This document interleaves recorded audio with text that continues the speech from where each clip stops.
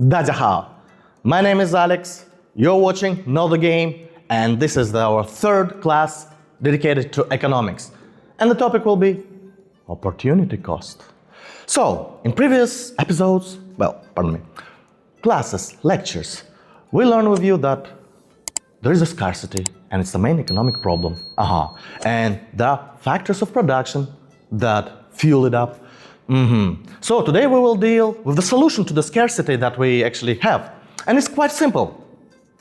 And you might know it.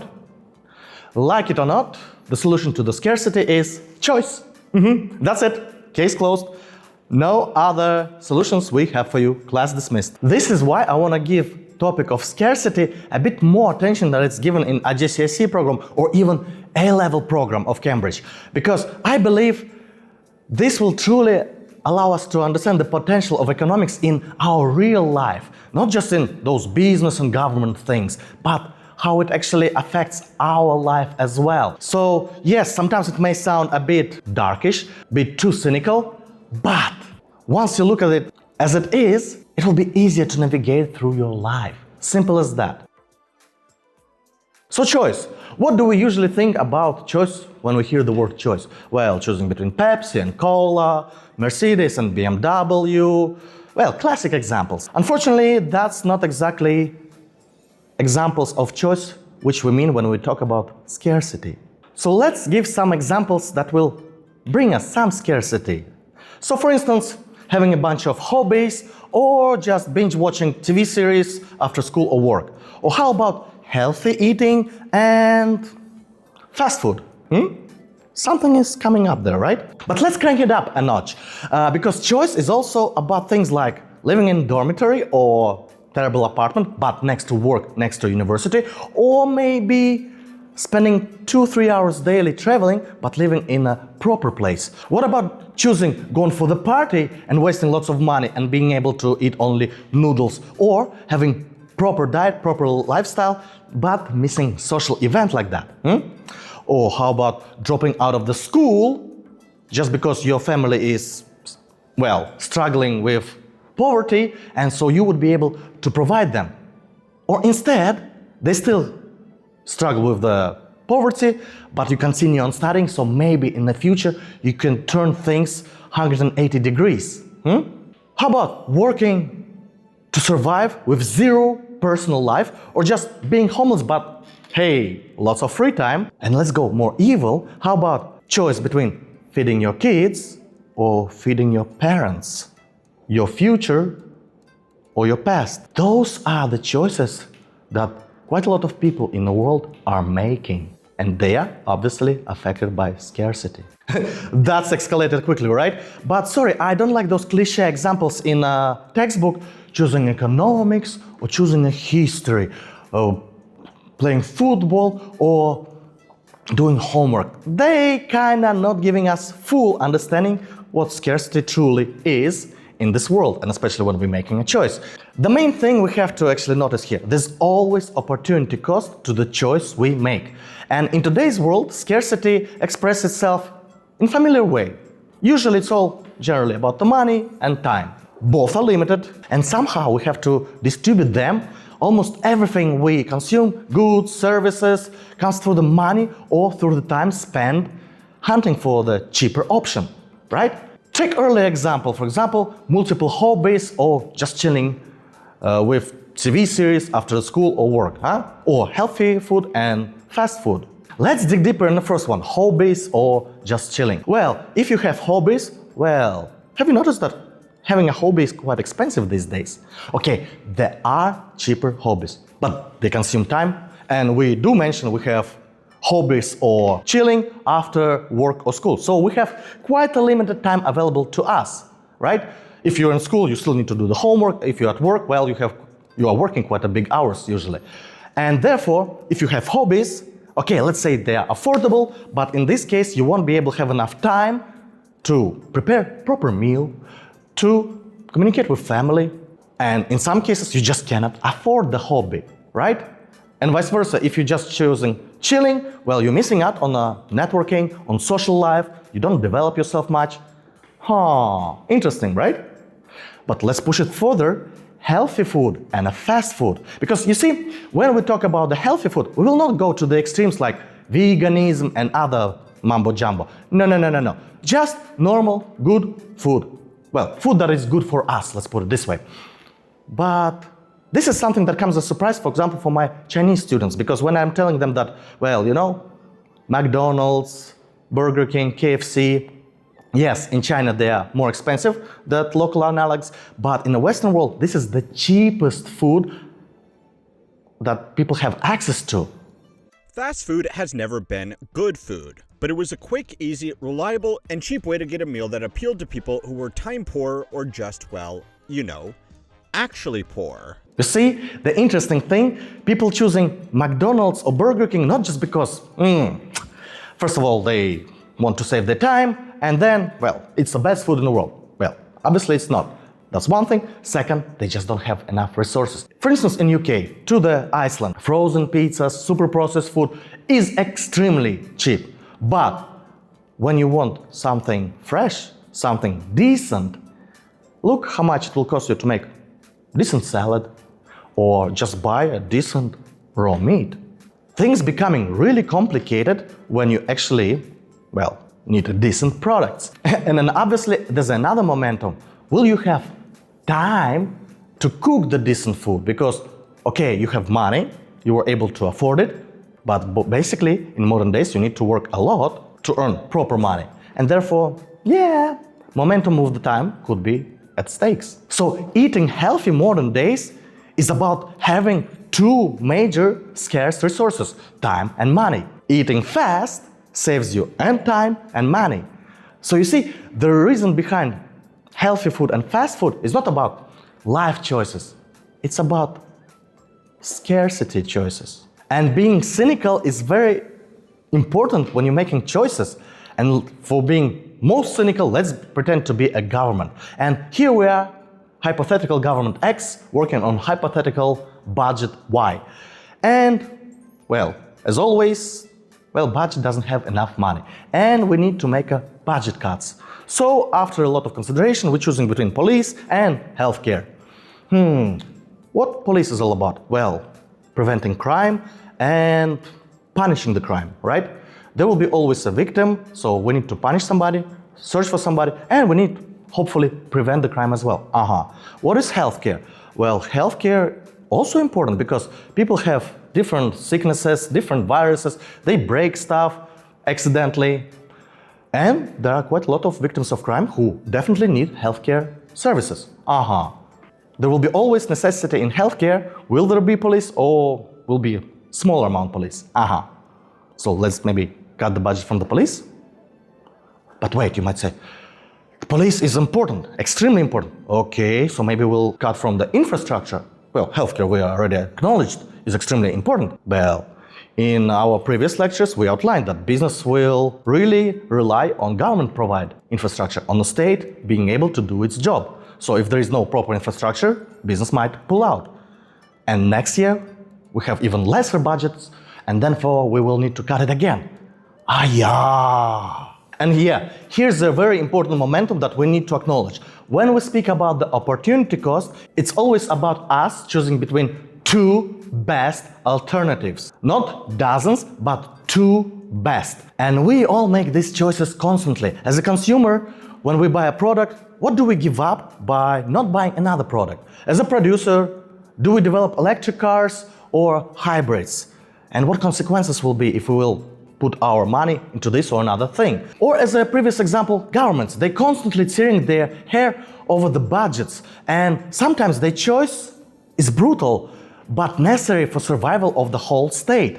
And speaking of the state, let me give you another interesting example about tough and brutal decisions made by the government. My next example might get a lot of butt hurts all over the internet, but guys, I need to give you a very good example of brutal choices that governments should make and potential outcome of it. And the example would be comparing Libya and China.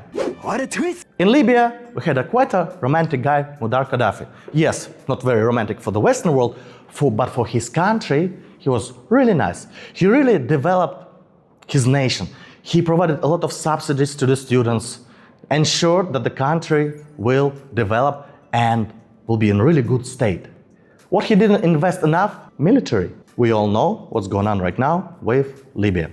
Now let's take as example China. When the first nukes hit Japan, well, obviously we can say that, well, Chinese were happy. They have some, let's say, historical difficulties with Japanese, just very recent historical difficulties with Japanese. But happiness disappeared very quickly. Yeah, first the Allies got nukes, Soviets, but then French, British. So government of China decided, guys, that can't go well for us if we will want to have nukes. And they started heavily investing in nukes. And don't forget, the country just finished World War II. The country was a poor agricultural country at that stage. Therefore, this was a very brutal choice for the population because not much money were invested in infrastructure or country's development. Everything went into the nukes. Only once they got the nukes, they can relax and finally invest into the country and develop it. And, well, we all know what China is these days, yeah? And, yeah, they can truly relax now because no one can tell them what to do. Countries can negotiate with them right terms. That's not what's happening with the countries without the nukes these days. Now, before you start labeling me, chill. I'm not cheerleading for this or another side. I'm just being cynical and explaining things as they are. And I need to point out what kind of brutal choices must be made sometimes, otherwise the outcome could be, well, as per examples I just given to you. So let's calm down and come back to the opportunity cost. And here I want to outline that I really like the English term opportunity cost. Because, for instance, in Russian we call it alternative cost. In Russian term, alternative cost, it's kinda, we straight away see that there will be definitely cost and something will definitely happen. We're just making actual choice. What you truly need to understand about the opportunity cost, it's still about the possibility, other possibility cost, which doesn't mean exact outcome. And with the next example from the textbook, let me explain it to you. Uncle Brown earns $400 per hour. He needs his house to be painted. Hiring a professional will cost him $1,000. He can also do it himself, and it might take him around 4 hours. So, if he spends 4 hours, technically it will cost him $1,600. Therefore, we have options between hiring professionals, which cost $1,000, and doing it himself, $1,600. Obviously, he will choose professionals for $1,000. Therefore, the opportunity cost of painting the house himself will be $1,600. And this is where a lot of students get it wrong, because when they see those things, they straight away think that, oh, that's math. So opportunity cost will be $600. No, guys. We always consider the opportunity cost that we haven't chosen.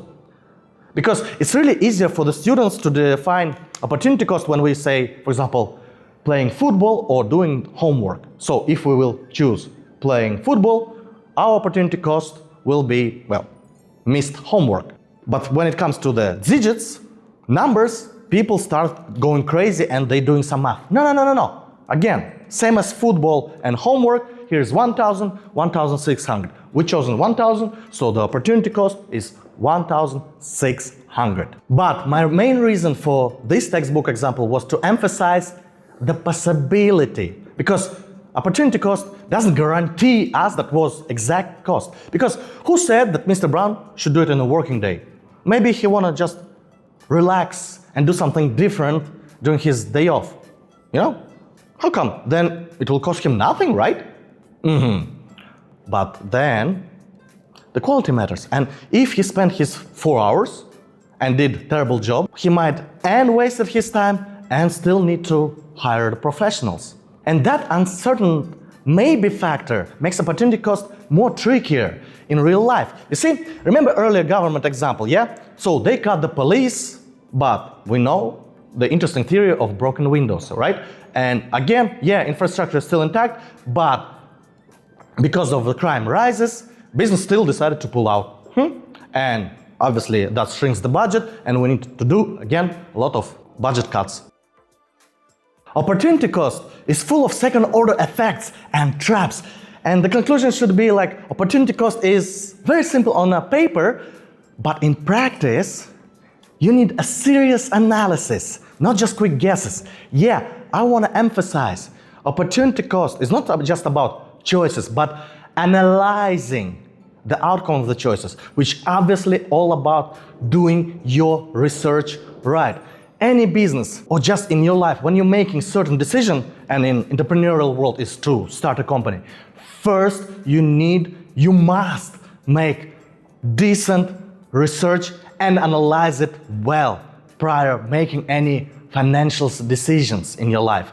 Therefore, yeah, that's why I prefer to have all these three disciplines on my channel, and economics, and marketing, and entrepreneurship. They self-explanatory about how the world works, how our interaction with the world works. Now, the examples of Libya and China perfectly fit here, right? That's the thing. Naturally, we apply opportunity cost to all factors of production. And here we're not only talking about entrepreneurship, making decisions about land, labor, and capital. In the bigger picture, government is also in the play. And government decisions directly influence how entrepreneurship can use those three factors. Of course, business still follow the main principle, the core principle, well, maximizing the profit and lowering down the expenses. But if the government makes the right analysis, it guides the outcomes in more effective direction. Let's put it on our simple textbook examples. For example, choosing to play football or doing a homework, yeah? So you're enough to play the football, well, the result is a great time with friends and maybe stronger friendship, bigger bonding, which can help you in the future, maybe even in the business. But maybe not, right? You never know. Maybe it was a terrible game and you actually made enemies. Otherwise, we have doing homework. If you wouldn't do this homework, well, maybe you will fail the grade, let's say in the math, and then you didn't understand a certain topic and it will be crucial during the exam. Or maybe not. Maybe the homework was extremely simple, wasn't covering the necessary topic. It's always about the analysis. But let's go into more interesting example. After finishing school, you went straight to work. Well, instead of studying further. Yes, you are helping your family because they are struggling, and now you can actually give supporting hand and earn more money to supply the family and provide for the family. Excellent. But you're unqualified labor, and it's really easy for you to lose the job in the future. So you won't be able to provide in the future. All right, automation. Obviously automation, everyone is struggling, and even white collars are losing their jobs. But guys, if you will continue to study, you won't be already counted as unqualified labor, because unqualified labor hits the hardest, right? You will have some sort of specialization, making you more unique and more valuable. And the interesting thing, because when we're speaking about continue studying further, we all think about top jobs from there, like managers, programmers, yada yada.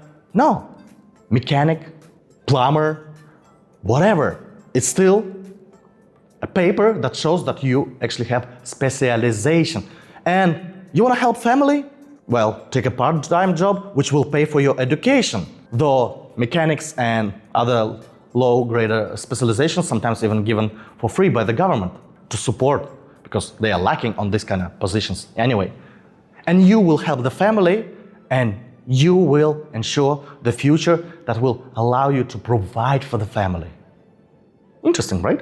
And this will be even more beneficial because by the end of you finish your study, you will have an experience and the damn specialization.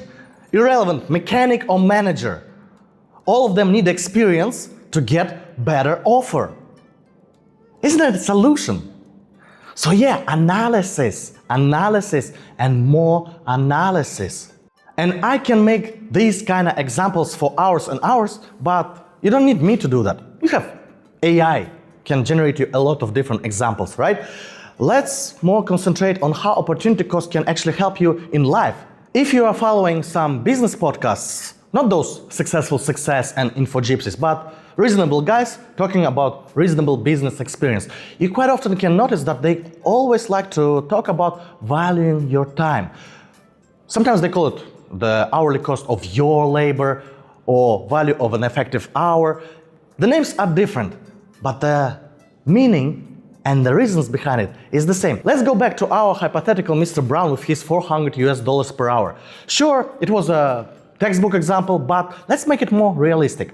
Imagine a specialist who actually able to earn $400 per hour. Well, clearly not from painting houses, right? How would entrepreneurially minded person review this situation? Okay, I make $400 per hour and they offer the solution for $1,000. I'm assuming it will take me 4 hours, so the offer is already cheaper. Next, wait.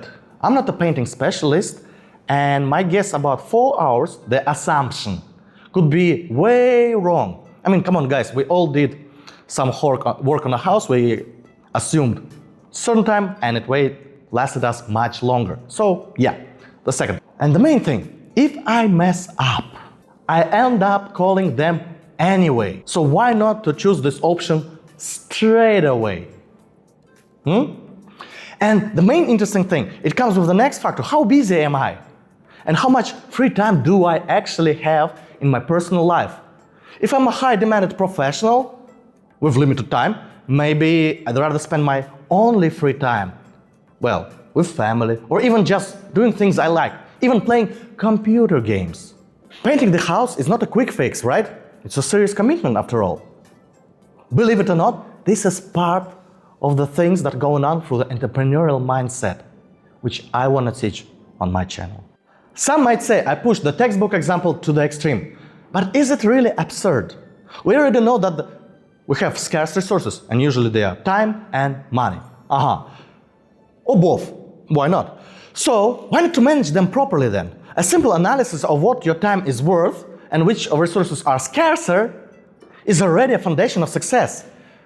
Add the question, who can do it better, and does it even make sense for me to do it? And the picture becomes even clearer. It might sound so obvious, but in reality, people messing it up. And especially with new AI, quite a lot of bosses just realize, ooh, I can save money. I no longer need the specialists. Okay, Jimmy, have you ever used AI? Oh, you made some essays on it. Okay, please generate me marketing campaign. Saving money, right? And the most interesting thing, quite often we're giving very simple, unnecessary jobs, time-consuming jobs to the professionals who actually shouldn't even waste their time on this and be dedicated to a very important tasks. That's the opportunity cost we constantly miss out because we are unable to understand the true value stands behind the opportunity cost analysis.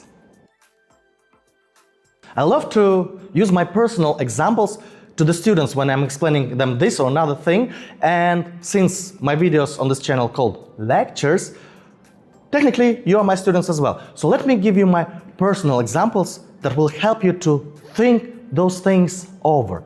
For instance, I usually take a taxi to get from home to work and from work home.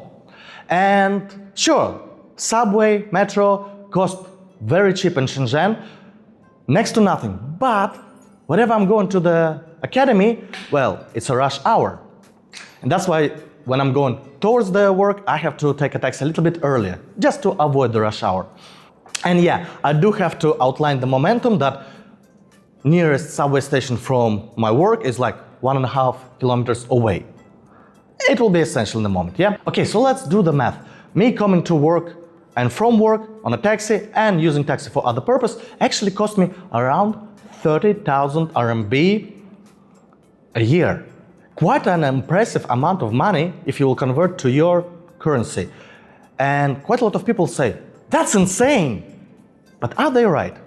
Because let's put it this way, if I will use subway, which is cost to nothing, I still need to walk 1.5 kilometers to the school, or maybe even take a taxi. It's really hot here, or maybe rainy or something. So in the end, my expenses only will half comparing to just taking taxi straight from home to work. Aha. So if I will use public transportation plus taxi, I will just save 50%. But let's put it this way. If I will go using the public transportation, it's in a rush hour. So I will be scrambled like this in a wagon. Then I will have hardships to get a taxi because, again, that's the main rush hour momentum there.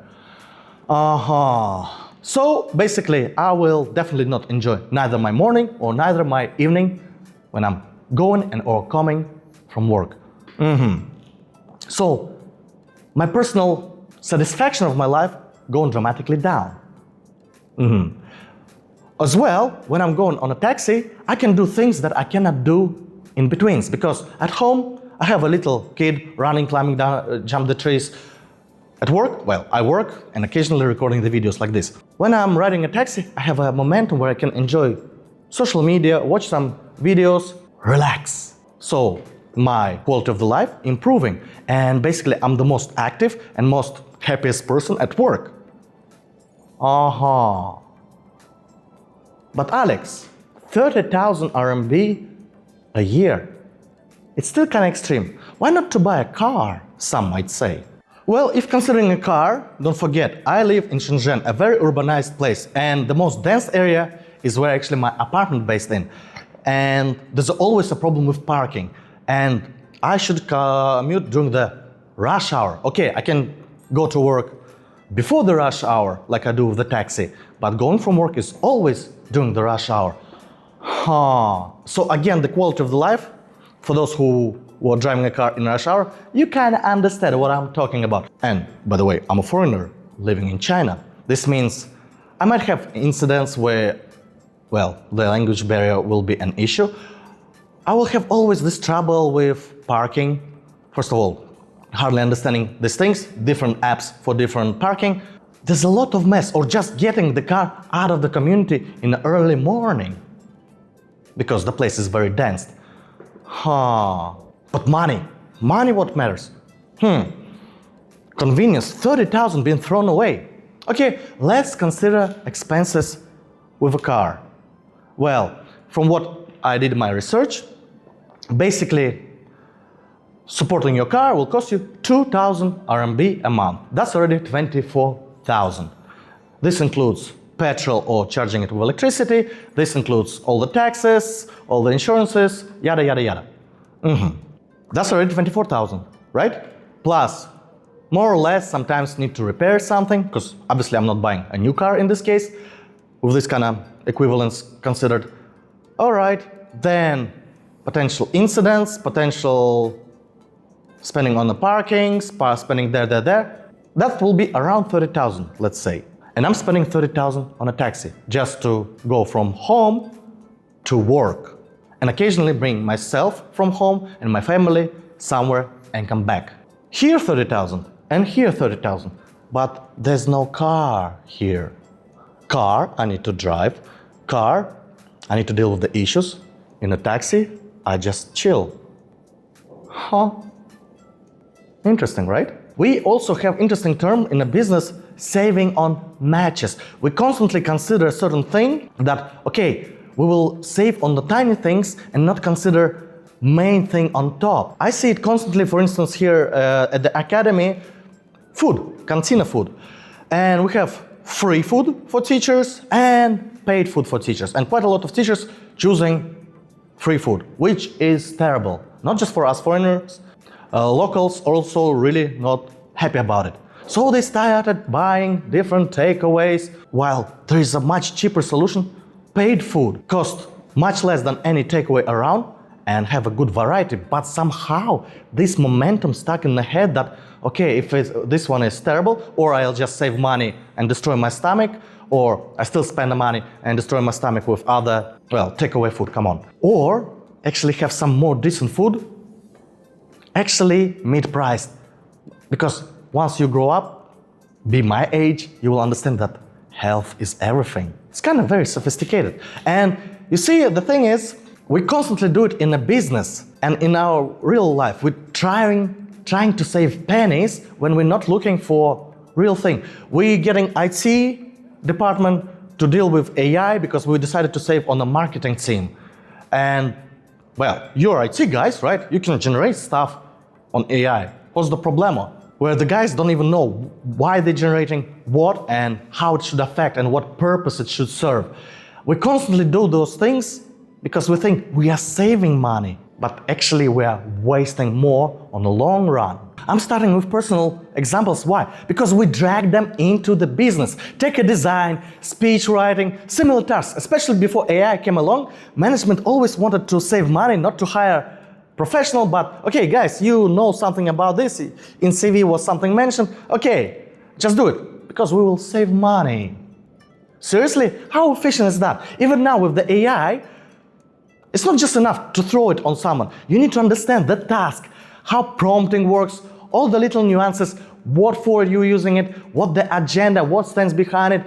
In marketing, in any kind of field, you need to have full understanding how this field works, yeah? Speech writing, again, what you want to achieve, what you need to trigger, what is your audience, just let AI write me a scenario.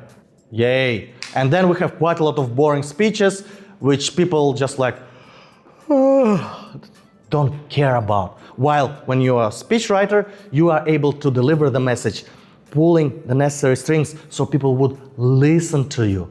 But we just generate speeches, we just generate images instead of using professionals who will, first of all, learn what you need it for and then use it. Sometimes we overcounting pennies and losing on the long run. And when it comes to entrepreneurial mindset and understanding economics, including opportunity cost and importance of analysis of it, I would like to talk about the loans.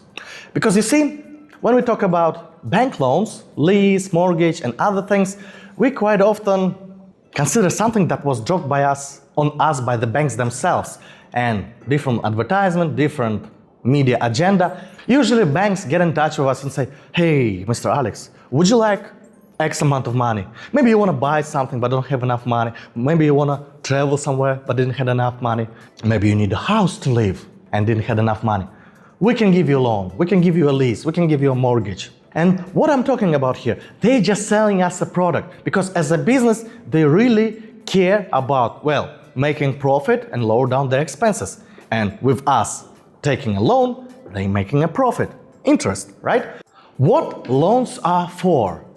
Somebody who's following different podcasts, entrepreneurial podcasts, business podcasts might say, oh, I know. They are for the things that will allow us to make profit. Good, but a bit too early. Loans are for us to buy things that we are able to buy, but don't wanna spend our money for, to keep our so-called liquid assets with us. And let's get back to owning a car as a good example. For instance, you're not like Alex. You don't need just go to work and come back from work. You have a lot of things to do using the car and bring kids to the school, and your work actually requires you to travel. Okay, well-analyzed situation, let's buy a car. And let's review classical scenario, at least back home, where people, previously smart people, were considering buying a car on a budget that they actually had. Should they spend this money to buy a car? Nope. The budget actually, the meter, what kind of car you can buy. You have this amount of money, okay, buy car worth this amount of money using the bank loan lease, usually called. How come? Well, don't forget, our life is full of surprises, and most likely we're talking about used car right now. And no matter what the previous car owner said, definitely a best idea to bring it to the service and check what needs to be changed, and if things are terrible, you might have to pay quite a good amount. And therefore, this money will be very useful. Otherwise, again, you're taking a loan. The next thing is the fact that, first of all, you're fully secured. You buying something you are capable to buy. Therefore, this means most likely you will be able to pay the lease earlier. In the end, it could be more cheaper than comparing to the inflation, because don't forget, inflation is always there. And most of my viewers are not from US and Britain. Therefore, they know that, okay, 1,000 worth this much before, but this year, because we have 10, 15, 20% inflation, oh my God, it doesn't work right now like this. And when you're taking, for instance, 2-year loan from the bank and paying the loan within 1 year, you're paying much less interest rate and therefore basically keeping it on the level of inflation or even more profitable. That's the main interesting thing about it, right? We're buying something we are able to afford using the loan. But if I don't have money, but I want to buy this thing, I want to go to this trip, well, we don't buy. The only other reason when we buy something that we are unable to afford, that will make us profit, that will save us a lot of money. End of the story. That's the main thing you need to understand about the loans. They're a very powerful tool, but we are so misguided, we're using them wrong. Because obviously when you just take a loan and you don't have money for certain thing that you're buying using the loan, your income is dropping and you are in a big trouble. One more time, we're using loans to buy something that we can afford already. We're using loans to buy that something will bring us profit or lower down our expenses dramatically. End of story. Want to travel somewhere? Want to buy something but can't save for this? Well, change your life, develop. Watch videos which will help you to develop. Find another job, change the place, do something. Forget about the loans as a getaway from the things. No, cannot afford it, forget about it. Simple as that. And some might say, well, it's easy for you to say. Yeah, it's easy for me to say because I've been having my downs, having my ups, and I've seen it. I was on the bottom, I was on the top. It gave me experience that I analyzed and used it wisely. So please, if you're even going through the struggle right now, use it as an opportunity. Every crisis is an opportunity. So if you see certain things doesn't work out for you, well, check it out, where you can then change them. Anyway, I think I went too far away already from the topic opportunity cost, and I highly appreciate if you watch up to this moment already. But for today, I would be finishing. Thank you for your likes. Please write the comments and subscribe to this channel if you don't want to miss my next videos. But as I said, for today, I'm finished. Bye-bye and 再见.